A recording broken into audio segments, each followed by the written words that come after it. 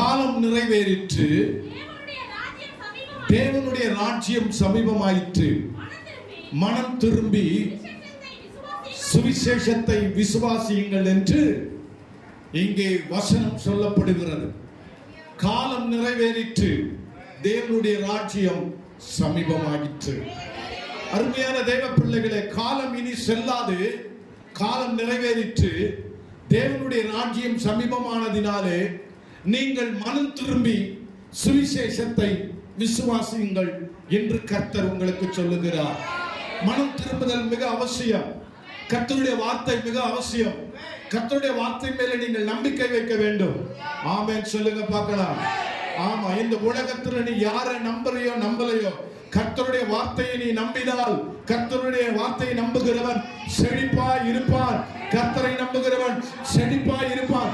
உன் வாழ்க்கை செழிப்பாய் இருக்க வேண்டுமானால், உன் வாழ்க்கை ஆசீர்வாதமாய் இருக்க வேண்டுமானால் நீ கர்த்தரை நம்ப வேண்டும். நீர்க்கால்களின் ஓரமாய் வேறு விடுகிற மரம் எப்படி இருக்கிறதோ, கர்த்தருடைய வார்த்தையை பிடித்துக் கொண்டிருக்கிற மனுஷன் அப்படியாக செழிப்பாய் இருப்பான் என்று உங்களை மறுபடியும் நான் ஆசீர்வதிக்கிறேன். அவன் பச்சையாய் இருப்பான், இலை உதிராமல் இருப்பான், தேவனுக்கென்று வளருவான். ஆமென், அல்லேலூயா. அவர் சொல்லுகிற காலம் நிறைவேறிற்று, இனி காலம் செல்லாது. கடைசி காலத்தில் நிற்கிறோம், தேவனுடைய வருகையின் காலத்தில் நிற்கிறோம், சுவிசேஷத்தை அறிவிக்க வேண்டிய காலத்தில் நிற்கிறோம், ஆண்டவருடைய ராஜ்யத்தை கட்ட வேண்டிய காலத்தில் நிற்கிறோம். ஆனால் நீயும் நானும் மௌனமாய் இருந்தால் எப்படி? மனம் திரும்பி சுவிசேஷத்தை அறிவிங்கள் என்று கர்த்தர் உனக்கு திருவிழம் பற்றுகிறார். ஹல்லேலூயா, ஹல்லேலூயா. ரட்சிப்பை கொடுத்தது ஆண்டவர் இங்கு உட்கார்ந்து சத்தியத்தை கேட்கிறதுக்கு மாத்திரமல்ல, இயேசு கிறிஸ்து மெய்யான தெய்வம் என்று நீ எங்கெல்லாம் போய் சொல்ல வேண்டும் என்று நினைக்கிறாயோ அங்கெல்லாம் கடந்து போய் இயேசுவே மெய்யான தெய்வம், இயேசுவை பற்றி நீ சொல்ல வேண்டும். அப்படி சொல்லுவதற்கு தான் ஆண்டவர் நமக்கு ஒரு ரட்சிப்பை கொடுத்தது. காலம் நிறைவேறிற்றுப்பா. கடைசி காலத்தில் நிற்கிறோம். நடக்கிற சம்பவங்கள் எல்லாம் இயேசுவின் வருகையின் அடையாளத்தை குறித்து சொல்லிக் கொண்டிருக்கிறது. இயேசு வரப்போகிறார் என்ற நிச்சயத்தை உறுதிப்படுத்திக் கொண்டிருக்கிறது. நீ நம்பவில்லை என்று சொன்னால் உனக்காக காலம் காத்திருக்காது, உனக்காக நேரம் காத்திருக்காது, உனக்காக ஆண்டவருடைய வருகை காத்திருக்காது. ஆண்டவர் வருவார். ஏன் என்று சொன்னால் அவர் சொன்னது நடந்து கொண்டிருக்கிற காலத்தில் நிச்சயமாய் அவர் வருவார். அவர் வந்து நம்மை அழைத்து கொண்டு போவார். அல்லேலூயா. விசுவாசிக்கிறவங்க இனி காலம் செல்லாதுப்பா. நம்பிக்கை இல்லாதவங்களா நீங்க இருக்கக்கூடாது. நம்பிக்கை இல்லாதவங்களா நீங்க இருக்கக்கூடாது. நம்பிக்கை உடையவர்களாக நீங்கள் இருக்க வேண்டும். இயேசு கிறிஸ்துவை நீங்கள் நம்ப வேண்டும். அல்லேலூயா. அவர் சொல்ற வசனம் என்ன? காலம் நிறைவேறிற்று, தேவனுடைய ராஜ்யம் சமீபமாயிற்று, மனம் திரும்பி சுவிசேஷத்தை விசுவாசியுங்கள் என்றார். சுவிசேஷ வார்த்தை விசுவாசிக்கணும். நீங்களும் நானும் விசுவாசிக்கலனா, ஆண்டவர் இயேசு கிறிஸ்து ஒருவர் இருக்கிறாரு நம்புறீங்களா? ஆமென் சொல்ல மாட்டீங்களா? அவர் இருக்கிறாரு நம்புறீங்களா? அவர் மெய்யான தெய்வம் என்று நம்புறீங்களா? அவர் எனக்கு ரட்சிப்பை கொடுத்தார் என்று நம்புறீங்களா? அவர் என் பாவங்களை கழுவினார் என்று நம்புறீங்களா? அது உண்மையானால், அவர் எனக்காக சிலுவையில மரித்தது உண்மையானால் நம்புறீங்களா? அவர் மறுபடியும் வரப்போகிறார் என்பது உண்மை, உண்மை, உண்மை. இதை நீங்கள் நம்பிதான் ஆக வேண்டும். நம்புகிறவர்கள் பாக்கியவான்கள். அல்லேலூயா, அல்லேலூயா, அல்லேலூயா. ஆண்டவர் சொல்லுகிறார், நம்புங்க, கர்த்தருடைய சுவிசேஷத்தை நம்புங்க, தேவனுடைய ராஜ்யத்தை நம்புங்க. தேவனுடைய ராஜ்யம் ஒன்று உண்டு. அது மனுஷனால் கட்டப்பட்ட ராஜ்யம் அல்ல, தேவன் நமக்காக கட்டப்பட்ட ராஜ்யம். அது பரலோகத்தில் இருக்கிறது. அவர் சொன்னார், நான் போய் திரும்ப வந்து உங்களை அழைத்துக் கொண்டு போவேன், நான் இருக்கும் இடத்துக்கு உங்களை கூட்டிக் கொண்டு போவேன் என்று சொன்னார். அந்த வசனம் சொல்லுகிறது, நானே வழியும் சத்தியம் ஜீவனுமாய் இருக்கிறேன், என்னாலே அல்லாமல் ஒருவனும் பிதாவினிடத்தில் வர முடியாது. நீ அநேக தான தர்மம் பண்ணுகிறதுனாலோ, அநேக காரியங்கள் ஒருவேளை இறக்கப்பட்டு செய்கிறதுனால அல்ல. ஒருவன் மனம் திரும்பி கிறிஸ்து இயேசுவை இரட்சகராய் ஏற்றுக்கொள்ளாவிட்டால் ஒருவனும் பரலோகம் வர முடியாது. நம்ம அநேக தான தர்மம் பண்ணலாம், ஏழைகளுக்கு கொடுக்கலாம், துணிமணி எடுத்து கொடுக்கலாம், சாப்பாடு போடலாம், எது வேணாலும் செய்யலாம். இந்த பூமியில நீ செய்த நன்மைக்கு பலன் உண்டு, இல்லாமல போகாது. நீ இறக்கப்பட்டால் உனக்கு இரக்கம் உண்டு. நீ யாருக்காவது கொடுத்தா கர்த்தர் உனக்கு கொடுப்பார், இரக்கம் உண்டு. ஆனால் அது பரலோகத்துக்கு வழி அல்ல. மனம் திரும்பி சுவிசேஷத்தை விசுவாசிக்கிறவர்களே பரலோக இருக்கிறார்கள். உண்மையான தேவ பிள்ளைகளே, இந்த பரலோக ராஜ்யம் அது நம்மை தம்முடைய ரத்தத்தின், இயேசு கிறிஸ்துவின் ரத்தத்தின் கிரயத்தை கொடுத்து நம்மை வாங்கி இருக்கிறார். அவர் ரத்தம் சுத்திகரிப்பு இல்லாம ஒருத்தரும் வரவே முடியாது. அவருடைய ரட்சிப்பு இல்லாம ஒருவரும் வரவே முடியாது. ஆண்டவர் சொல்லுகிற சுவிசேஷத்தை விசுவாசி, ஆண்டவருடைய வார்த்தையை நம்புங்க. ஆனா ஒரு மனுஷன் ஆண்டவருடைய வார்த்தையை நம்பல. மத்தேயு எழுதின சுவிசேஷம் 11ஆம் அதிகாரம் 3ஆம் வசனம். மத்தேயு எழுதின சுவிசேஷம் 11ஆம் அதிகாரம் 3ஆம் வசனத்தை எடுத்து வாசிங்க. வருகிறவர் நீர்தானா அல்லது வேறொருவர் வர வேண்டும் என்று காத்திருக்கணுமான்னு கேட்கிறார். ஆனா இவர் என்ன சொன்னாரு ஆரம்பத்துல? இவர் பாதரட்சத்தின் வாரை அவிழ்ப்பதற்கு கூட நான் பார்த்தவன் அல்ல, நானும் ஜலத்தினால் ஞானஸ்தானம் கொடுக்கிறேன், எனக்கு பின்வருகிறவரோ உங்களுக்கு ஆவியினாலே ஞானஸ்தானம் கொடுப்பார் என்று இவ்வளவு தெளிவாக, தெல்ல தெளிவாக பேசின யோவான் ஸ்நானகர் இங்க சொல்லுகிறார், வருகிறவர் நீர்தானா அல்லது வேறொருவர் வர காத்திருக்கணுமா? இந்த சந்தேகம் உனக்கும் எனக்கும் வரக்கூடாது. காலங்கள் தாமதமானாலும், வருஷங்கள் கடந்து போனாலும், நமக்கு ரட்சிப்பை கொடுத்த தேவன், அவர் சொன்ன வார்த்தையில் அவர் மாறவே மாட்டார் என்பதை நீயும் நானும் கடைசி வரைக்கும் நம்பிக்கையோடு கூட காத்திருக்க வேண்டும். யோவான் சந்தேகம், வருகிறவர் நீர்தானா அல்லது வேறொருவர் வர காத்திருக்க வேண்டும். ஏன் அப்படிப்பட்ட சந்தேகம்? சிறை காவலிலே போய்விட்டார். சிறைச்சாலையிலே அவர் கைதியாக இருக்கிறதுனாலே தேவன் செய்கிற அற்புத அடையாளங்கள் அவர் பார்க்கல. சீசர் போய் சொல்றாங்க, அவர் மூலமா பல அற்புதங்கள் நடக்குது. அவர் குருடர்களை பார்வையிட செய்கிறார், மரித்தோரை உயிரோடு எழுப்புகிறார். இவ்வளவு காரியங்கள் சொல்லியும் ஆனால் வருகிறவர் நீர்தானா வேறொருவர் வர காத்திருக்கணுமா அப்படின்னு கேட்கிறார். ஆனா இவர் சொன்ன வார்த்தை என்ன? இவர் பாதரட்சியின் வாரை அவிழ்ப்பதற்கு கூட நான் ஆரம்பத்துல நல்ல விசுவாசத்துல, நல்ல ஜபத்துல, நல்ல அபிஷேகத்துல வந்து, நல்ல விசுவாசத்துல வந்து நம்பிக்கையோடு இருந்து கர்த்தர் தான் எல்லாமே எனக்கு கர்த்தர் தான் என்று சொன்ன நீங்கள், சில உபத்திரவங்கள், சில பிரச்சனைகள், சில காவல் போன்ற சோதனைகள் வரும்போது, ஆண்டவரே நீர்தானா அல்லது நாங்கள் வேறொருவருக்கு காத்திருக்கிறோமா? அழைச்சது நீங்க தானா? ரட்சிப்பை கொடுத்தது நீங்க தானா என்று ஒருவேளை நீங்கள் சரீர ரீதியாய் சோதனை நேரத்தில் கேட்கலாம். ஆனால் ஆண்டவர் சொல்லுகிறார், நீ கேட்கிற கேள்விக்கெல்லாம் நான் என்னை மாற்றி காட்ட முடியாது. நான் சொன்னதுதான். சீசர்கள் வந்து கேட்கிறாங்க, யோவான் ஸ்நானகன் சொன்னதை வந்து கேட்கிறாங்க, வருகிறவர் நீர்தானா அல்லது வேறொருவர் வர காத்திருக்க வேண்டுமா என்று யோவான் ஸ்நானகன் கேட்க சொன்னார். ஆண்டவர் சொல்றாரு, நான் தான் சொல்லல, அவரு நான் தான் போய் சொல்லுங்கன்னு சொல்லல. போய் சொல்லுங்கள், குருடர்கள் பார்வை அடைகிறார்கள், செவிடர்கள் கேட்கிறார்கள், பிசாசு பிடித்தவர்கள் விடுதலை ஆகிறார்கள், ஊமையர்கள் பேசுகிறார்கள், முடவர்கள் நடக்கிறார்கள், மரித்தோர் உயிரோடு எழுந்திருக்கிறார்கள் என்று போய் சொல்லுங்கள். அல்லேலூயா. இப்படிப்பட்ட அற்புதங்கள் நடக்கும் போது உனக்கு சந்தேகம் வரலாமா? வரக்கூடாது. சந்தேகங்கள் வரக்கூடாது சார். கர்த்தரை நம்புகிறவன் செழிப்பான்.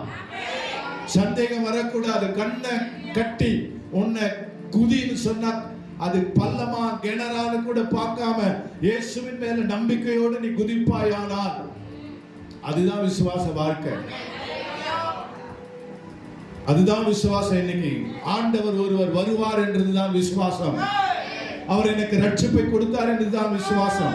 அவருடைய ரத்தம் என் பாவங்களை கழுவினது என்பது நம்புகிறதுதான் விசுவாசம். பரலோகம் ஒன்று உண்டு என்பதுதான் விசுவாசம். அவர் வந்து என்னை அழைத்துக் கொண்டு போவார் என்பதுதான் விசுவாசம். இதை நம்ம யாரும் பார்க்கல. பார்த்தவங்க வந்தும் சொல்லல, போனவங்க வந்தும் சொல்லல. ஆண்டவர் உதாரணத்துக்கு சொல்லிட்டாரு.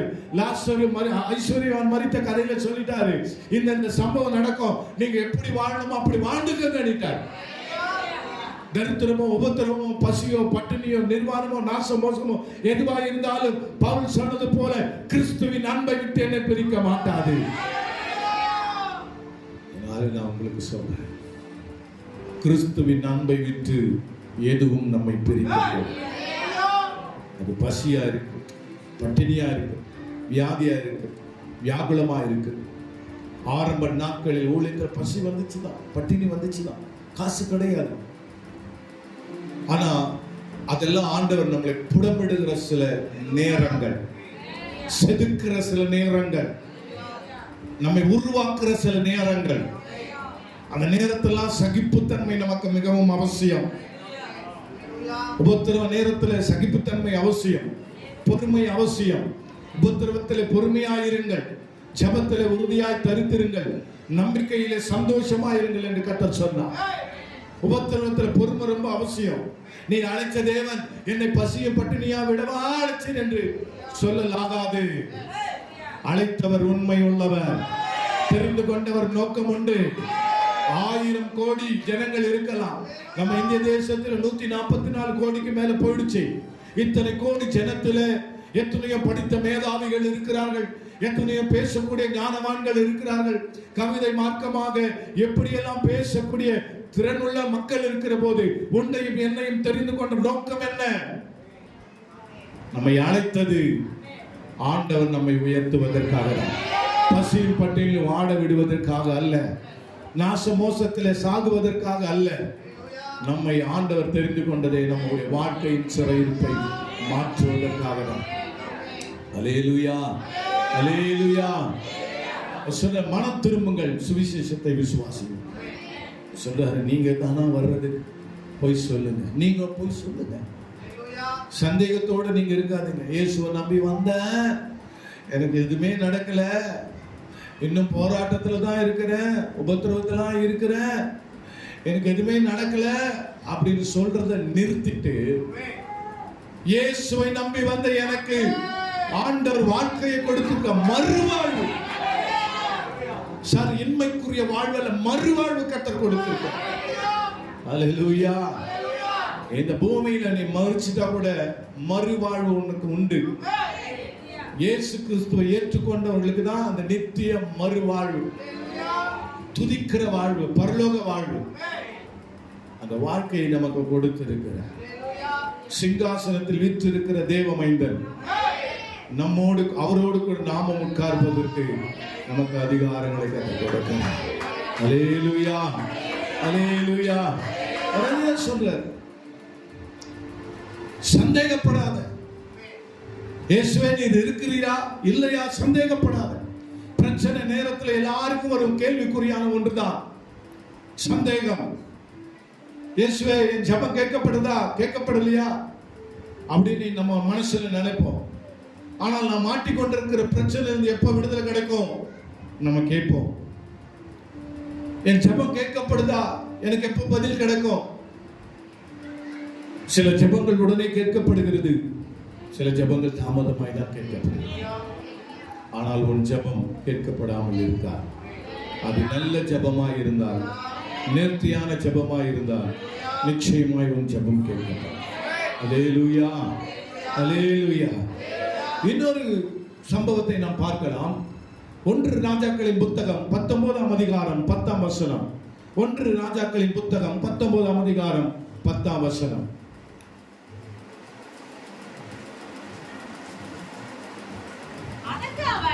அதற்கு அவர் சேனைகளின் தேவனாகிய கர்த்தருக்காக வெகு பக்தி வைராக்கியமாய் இருந்தேன். இஸ்ரவேல் புத்திரர் உம்முடைய உடன்படிக்கையை தள்ளிவிட்டார்கள், உம்முடைய பலிபீடங்களை இடித்து உம்முடைய தீர்க்கதரிசிகளை பட்டயத்தினால் கொன்று போட்டார்கள். நான் ஒருவன் மாத்திரம் மீதியாய் இருக்கிறேன், என் பிராணனையும் வாங்க தேடுகிறார்கள் என்றார். சார், இந்த எலியா ஒன்றும் சாதாரண ஆள் கிடையாது. நம்ம ஜெபிக்கும் போதெல்லாம் எலியாவின் தேவனே இறங்கி வாருன்னு சொல்றோம். ஆமாவா இல்லையா? எலிசாவின் தேவனே இறங்கி வாரும் என்றோம். ஆபிரகாமின் தேவனே, ஈசாக்கின் தேவனே, யாக்கோபின் தேவனே. இவங்களை நம்ம பயன்படுத்துறோமா இல்லையா? பயன்படுத்துறோம். வேதத்துல அநேகர் உண்டு. இயேசுவோடு வாழ்ந்த சீஷர்கள் 12 பேர் இருக்காங்க. ஆனா அவங்க சொல்லி நம்ம அழைக்கல. பேதுருவின் தேவனே, பவுலின் தேவனே என்று நம்ம அழைக்கல. ஆனால் எலியாவின் தேவனே என்று அழைக்கிறோம். ஏன்னா அவ்வளவு பெரிய பிரம்மாண்டமான அற்புதங்கள், அடையாளங்கள் கர்த்தர் பூமியிலே யாரும் செய்ய முடியாததை கர்த்தர் எலியாவை கொண்டு அந்த நாட்களிலே கர்த்தர் செய்தார். கரங்களை தட்டி ஆமென், அல்லேலூயா.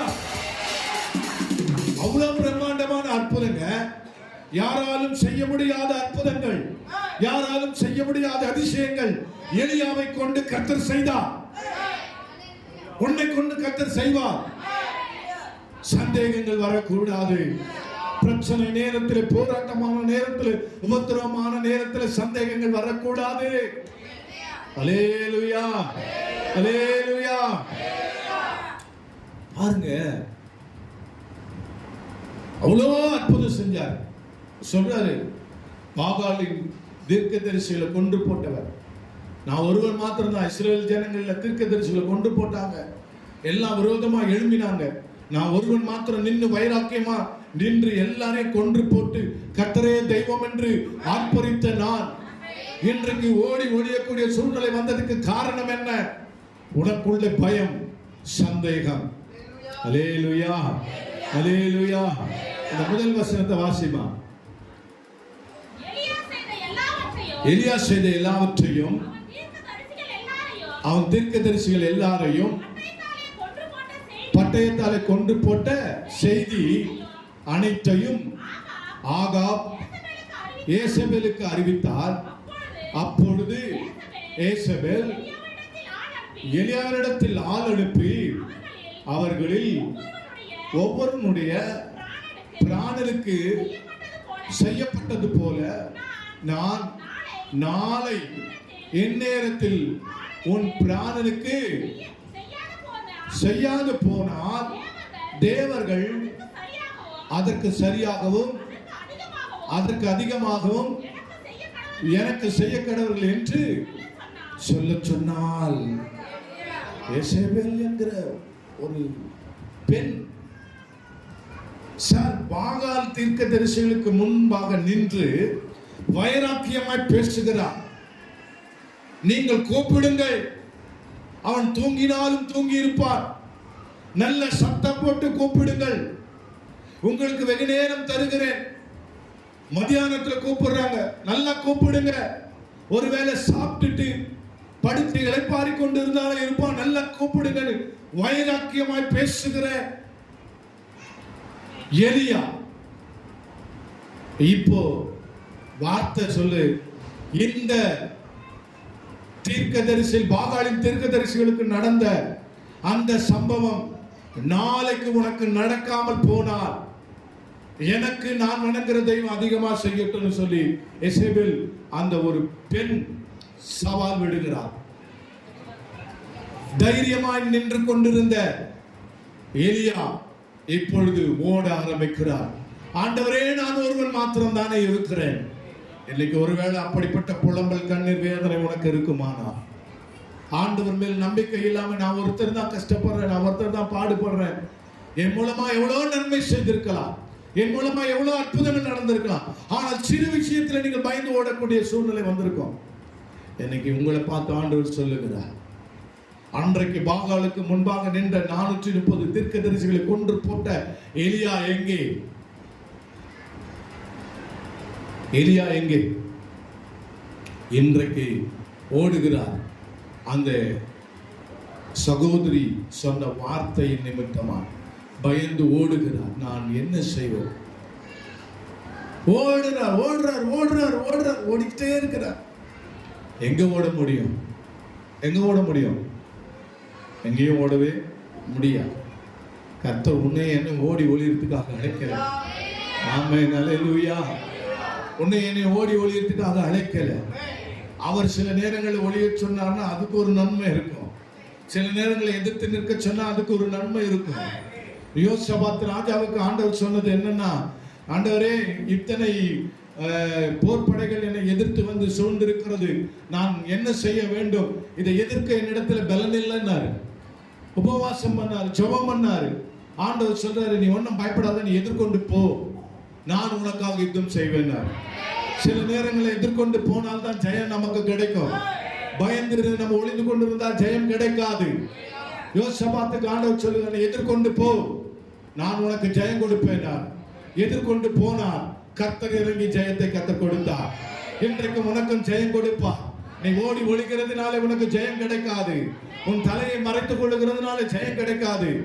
அல்லது ஆண்டவர் மேல் நம்பிக்கை இல்லாமல் ஓடினால் உனக்கு ஜெயம் கிடைக்காது. நீ முழுக்க முழுக்க அன்றைக்கு எப்படி பாகால் தீர்க்கதரிசிகளுக்கு முன்பாக நின்று வைராக்கியமாய் போராடினாயோ, அதே வைராக்கியத்தோடு உன் ஜீவன் போகும் வரைக்கும் நீ போராட வேண்டும்.